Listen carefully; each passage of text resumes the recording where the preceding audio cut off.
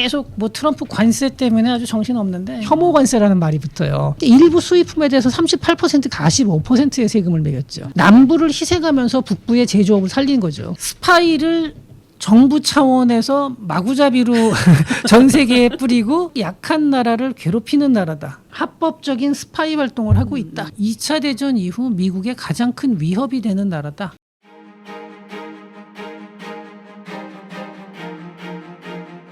지금 몇 개월 동안 계속 뭐 트럼프 관세 때문에 아주 정신없는데 이제 거기에 대해서 미국의 현재 입장이 어떻게 되는지 이거에 대해서 우리가 그 내용을 이해하기 위해서는 왜 이렇게 관세에 집착을 하고 당시 어떤 배경에서 이런 얘기들이 나왔는지 요걸 갖다가 한번 이제 알아봐야 되는데 그거를 이해하기에 가장 좋은 책이 그 라이트하이저 로버트 라이트하이저가 쓴 그 자유무역이라는 환상이라는 책이 있습니다. 아마 이 책 읽어보신 분들도 있을 테고 아직 못 읽어본 분도 있을 텐데 이 책에 대해서 말씀을 제가 좀 설명을 드리겠습니다. 이 책을 단순히 요약하는 게 아니라 이 책에서 나온 거죠. 현재 미국이 무역 정책을 어떤 식으로 인식을 하고 있고 그리고 거기서 관세가 왜 핵심 포인트가 되는지 이 부분에 대해서 그리고 관세 외에도 또 다른 이제 여러 가지 또 잡 얘기들이 많이 있습니다. 라이트하이저의 책을 보면은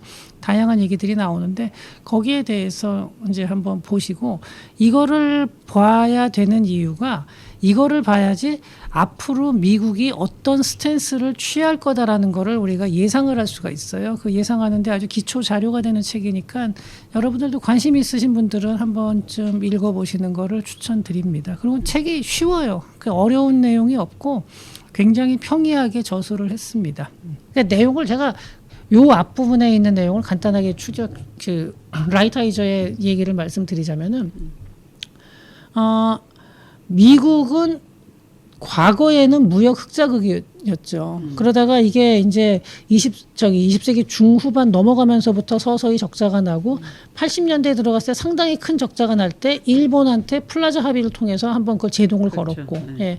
그 이후에도 무역 적자가 그렇게까지 크지 않았었는데 감당 가능한 정도였는데 WTO 체제가 들어온 이후에 미국의 무역 적자가 엄청나게 커졌다는 거예요. 그러니까 이 사람이 하는 얘기고 미국의 관세가 높았던 시절을 보면요. 과거에는 굉장히 미국이 흑자를 많이 냈었다. 관세가 1800년대에 혐오 관세라는 게 있어요. 이거는 뭐냐면 미국 내에서도 남부는 그 당시 1820년인데 이때는 미국의 제조업이 약했어요. 미국이 농산물을 수출을 하는 나라였거든요. 남부, 예.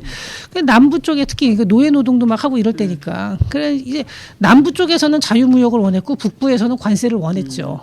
예. 그랬는데 북부 쪽에서 정치적 주도권을 쥐고서 관세를 높게 받은 거예요. 그래서 이게 해밀턴이 미국의 제조업을 강화해야 된다. 그리고 미국은 제조업 국가로 가야 된다라는 주의였고 그래가지고 해밀턴이 관세를 이제 계속 올리자는 주장을 했었거든요. 근데 이게 나중에 가서 1820년대에 와서 관세율을 확 높이면서 미국의 제조업 보호로 들어가요. 그러니까 이게 남부를 희생하면서 북부의 제조업을 살린 거죠. 그래서 남부 사람들이 이걸 혐오스러운 관세라 그래서 혐오 관세라는 말이 붙어요. 이건 또 남부 쪽. 남부 사람들이 이게 일부 수입품에 대해서 38%까지 관세를 올리고 그 특정 수입 원자재에 대해서는 45%의 세금을 매겼죠. 근데 이게 이제 33년도에 저도 대체가 됩니다. 한 10년 지난 다음에 이러면서 관세가 1861년에 서서히 내려오다가 확 떨어져요. 이걸 몰일 관세라고 하는데 1861년에 미국에서 통과된 관세법인데 쭉 내려갔다가 1861년에 몰일 관세로다가 관세가 확 올라가요. 한 번 또. 이게 제가 말을 거꾸로 했습니다. 이때도 관세가 이제 확 올라가는데 이게 북부 공업지대를 보호하기 위해서. 그래서 이게 남부 농업 경제에 굉장히 큰 타격을 줬죠. 그리고 이게 남북 전쟁의 직접적인 원인 중에 하나입니다. 예. 관세. 예. 그러니까 이 남부하고 북부하고 전쟁을 한 것 중에 여러 가지가 있지만 경제적인 그 정책의 차이가 굉장히 컸잖아요. 이 관세가 굉장히 큰 차이가 있었어요. 근데 남부에서는 이 몰일 관세를 증오의 관세라고 불렀다고 합니다. 근데 여기다가 쭉 가다가 이게 1913년 20세기 들어와서는 이미 2차 산업혁명을 지나면서 미국의 제조업이 굉장히 강해졌어요. 네, 그래가지고 미국이 순수출국이 되고 미국의 제조업 미국이 경쟁력이 굉장히 수출 경쟁력이 세지다 보니까 언더우드 시몬스 관세법이라는 게 1913년에 이제 제정이 되는데 평균 관세율을 그 전에 40%에서 27%로 인하한 겁니다. 13% 굉장히 많이 인하를 했고요. 그 관세가 줄어드는 대신에 연방 소득세를 다시 도입을 해요. 그 전에 있다가 없앴었거든요. 아, 연방 소득세. 예. 그러니까 이게 미국 통상 정책의 아주 중요한 전환점이 돼요. 이러다가 이제 대공황 직후에 다시 관세를 이제 올리죠. 이게 스무트 홀리 관세법. 최대 한 50% 이상까지 가는데 뭐 실제로는 모든 품목이 다 그런 건 아니고 몇몇 품목만 그렇게 갔고요.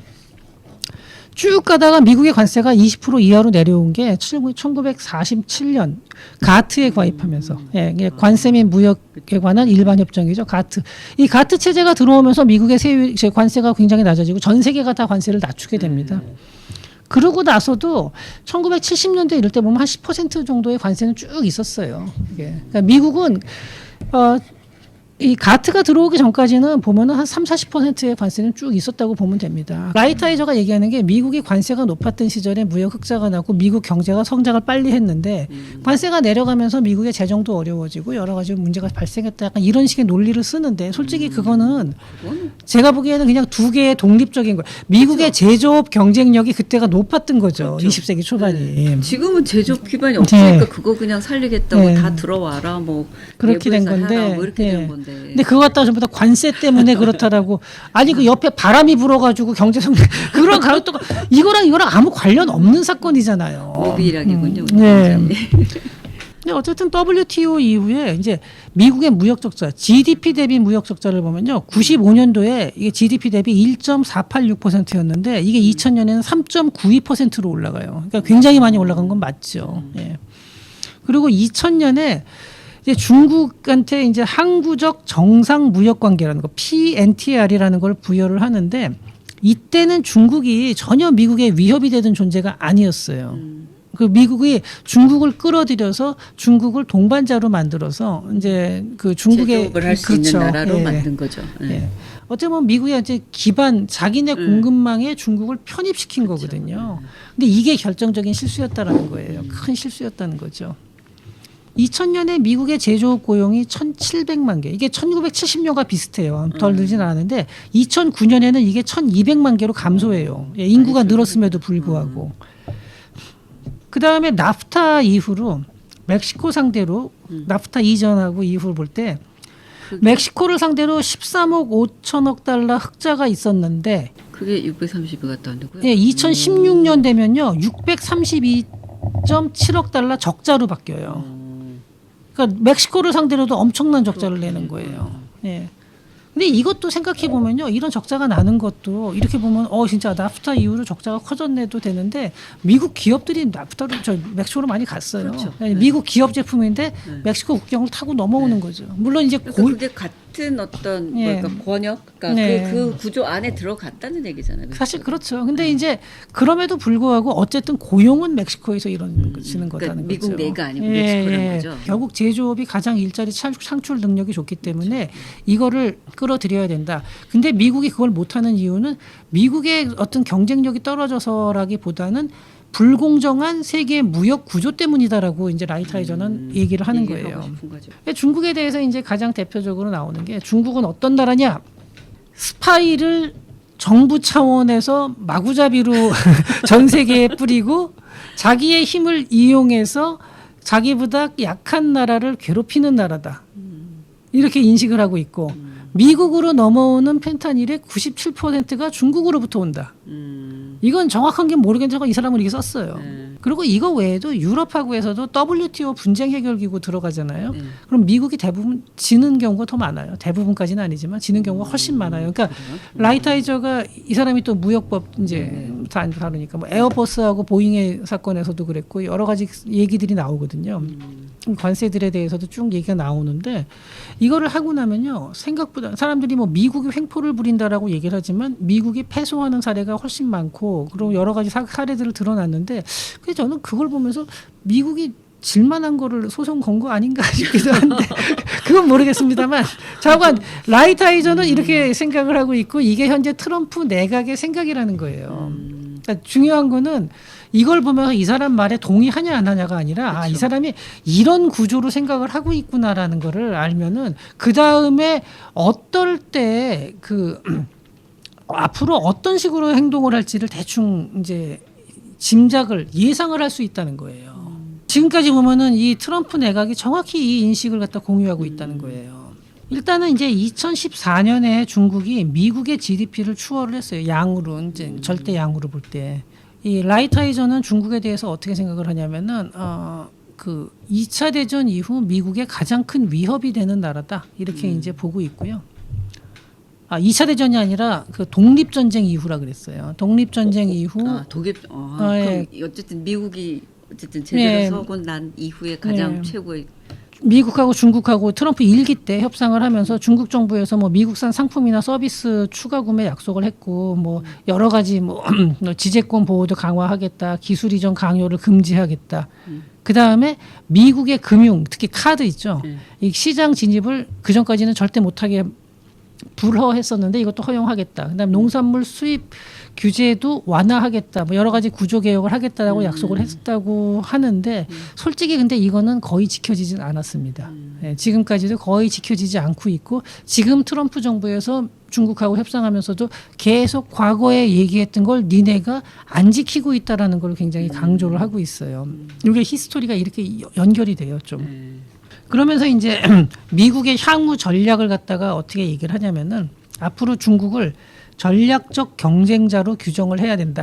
전략적 경쟁자. 네, 이렇게 해가지고 첫 번째 경제 정책 재균형. 이건 뭐냐면요, 그 무역을 갖다가요, 무역 역조를 완화를 시켜야 되는데 그 방법으로는 추가 관세를 때리고, 그 다음에 최혜국 대우를 폐지해야 된다. 중국에 대해서는. 네, 이렇게 아주 강하게 얘기를 하고 있고. 그다음에 중국의 그 불공정 무역에 대한 제소를 확대해야 된다. 실제로 중국이 이제 불공정 무역이라는 것도 뭐 여러 가지가 있을 수 있는데 생각하기에 따라 다를 수가 있겠죠. 근데 중국 같은 경우는 좀 이렇게 다른 나라하고 교역을 하는 데 있어서 조금 그 관세라든가 뭐 여러 가지 면에서 좀 불공정한 일이 벌어지는 경우가 많이 있긴 하거든요. 하나의 예를 들자면은 소액 면세 제도라는 게 있어요. 소액 면세. 네, 그래가지고 해외 직구하면은 미국 같은 경우는 $800 이하면은 면세예요. 근데 중국에서는 $10를 넘어가면 세금을 내요, 관세를. 그 면세 포인트가 $10예요. 지금 미국도 지금 바뀐다고. 네, 그래서 그렇죠. 이걸 바꾼다 그러는 그렇죠. 거죠. 네, 이걸 바꾼. 근데 만약에 미국이 그래서 중국하고 똑같이 $10로 낮추잖아요. 이렇게 되면은 알리바바, 테무, 뭐 이런 쉬인 이런 데 있죠. 이런 데서 들어오는 게 다 관세가 그렇죠. 붙어서 가격이 확 올라가게 되죠. 지금 라이트하이저가 얘기하는 게 바로 이런 거예요. 이걸 양쪽이 맞춰야지. 지금처럼 이렇게 계속 옛날에 중국이 처음에 들어올 때 2000년대 초반에야 이런 식으로 들어올 수 있겠지만 어떻게 지금 이게 20년이 지나도 그대로 있느냐 하는 거죠. 이런 부분은 좀 일리가 있는 얘기긴 하죠. 예. 그 다음에 중국의 전략적 의존도를 축소해야 되고 양국 간의 투자를 서로 축소해야 된다. 지금 서로 맞물려 있는 게 많아서 사실은 중국이 미국에 투자한 양은 많지 않아요. 대부분 미국이 중국에 투자한 건데 이거 투자를 축소하고 그 다음에 수출 통제. 이건 뭐냐면 대표적인 게 반도체 같은 거죠. 네, 반도체 같은 핵심 부품에 대해서 중국으로 수출을 통제하고 기술적 상호 의존 중단. 중단. 예. 그다음에 중국의 사회 침투 방지. 그러면서 예를 든 게 공자학원이에요. 예, 이런 것들이 공자학원 같은 것들이 미국으로 들어와서 사실상 국가에서 운영하는 합법적인 스파이 활동을 하고 있다 이렇게 보는 거죠. 어쨌든 큰 핵심은 이런 거예요.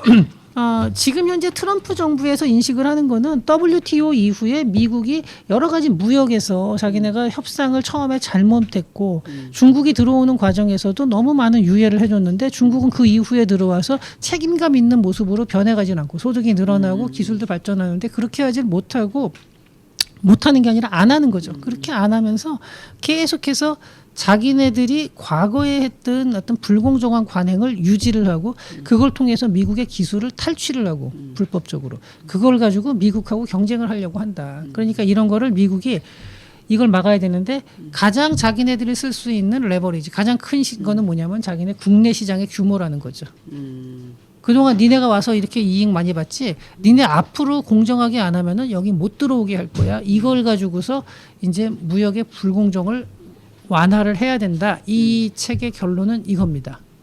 근데 그동안 기조가 미국의 경우에는 이렇게 뭐 WTO든지 이런 과정들을 거쳐서 미국인들이 싸게 그런 물건들을 구입할 수 있게 이렇게 했다는데 그런 기조 없고 어차피 그러면은 상품 가격이 오를 수밖에 없는 구조 아닌가요? 그래서 이제 그 얘기를 명확하게 안 했는데 여기서 이 책에서도 지금 트럼프도 그 얘기를 대충 넘어갔는데 그렇죠. 그게 어느 선까지 견딜 수 있느냐 하는 거거든요. 결국은 문제는.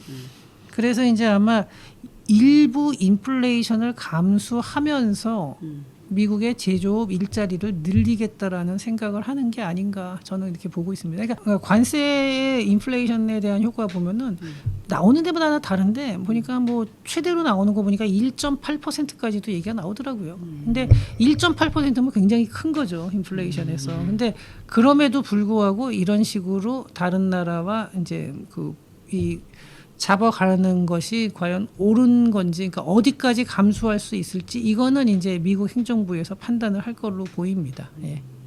예, 저건 지금 상당히 전 세계가 어려운 과정이고요. 예, 그 다음에 이게 뉴 노멀로 가고 있어요. 저는 이제 사람들이 이번에 트럼프가 나와서 와 저거 진짜 인상도 더러운 게 와서 깽판 치고 있네 이렇게 말하는 사람도 있는데.